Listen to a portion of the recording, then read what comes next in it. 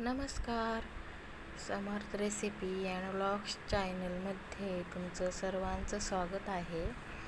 तर आज आपण काशीफळ भोपळा याची आपण भाजी बनवणार आहोत.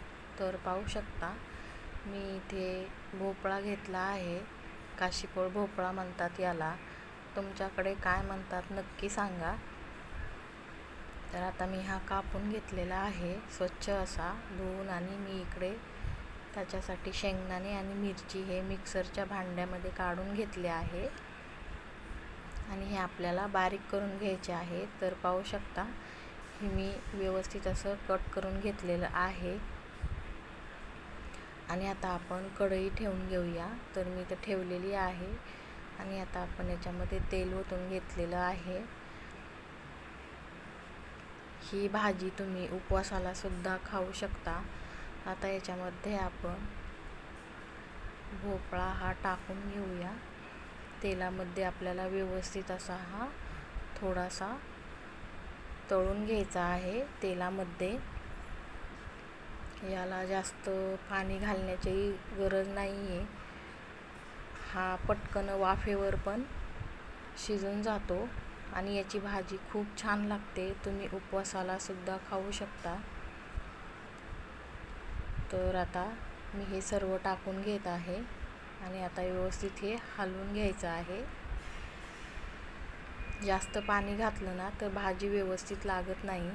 त्याच्यामुळे आपल्याला हे तेलामध्येच हे थोडं फ्राय करायचं आणि मीठ टाकून घ्यायचं की जेणेकरून हे पटकन असं हे सॉफ्ट होतं. पाणी घालण्याची जरूरत नाही आहे लगेच. आता आपण याच्यावरती झाकण मांडून घेऊ.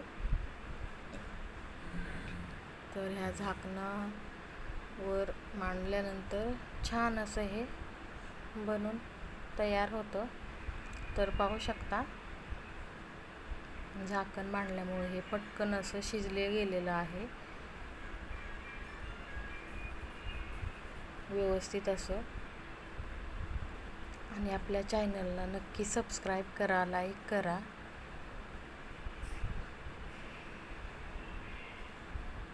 तर पाहू शकता हे व्यवस्थित असं तळून घेतलेलं आहे मी. तेलामध्ये फ्राय झालं आहे.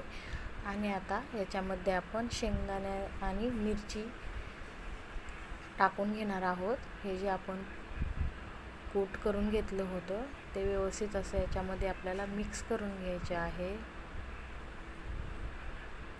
तर पाहू शकता व्यवस्थित असं मी मिक्स करून घेते. तर पाहू शकता याला आपण पाणीसुद्धा घातलं नाही तरीसुद्धा हे सॉफ्ट असं झालं आहे.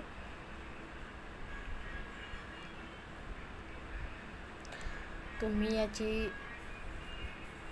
भाजी म्हणजे पाणी न घालता सुद्धा सुकी भाजीसुद्धा तुम्ही बनवू शकता आणि ग्रेव्हीवालीसुद्धा बनवू शकता. तर आता मी थोडंसं पाणी ओतून घेणार आहे. तुम्हाला कितपत पाहिजे आहे तेवढे तुम्ही टाकू शकता.